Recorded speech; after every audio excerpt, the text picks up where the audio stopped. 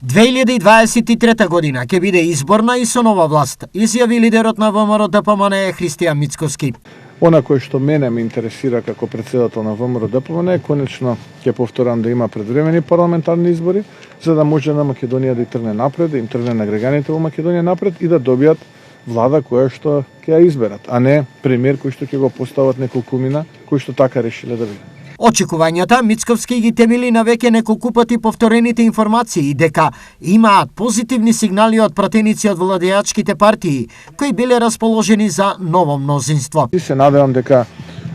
нема да бидат применети методите познати и видени во минатото на оваа влада на ДУИ поддржана од СДСМ на притисок врз тие пратеници и ќе ги остават тие пратеници како што даваат сега позитивни сигнали, така и во иднина да продолжат да функционираат во рамките на парламентот се до изгласување на распуштање на истиот и организирање на предвремени парламентарни избори.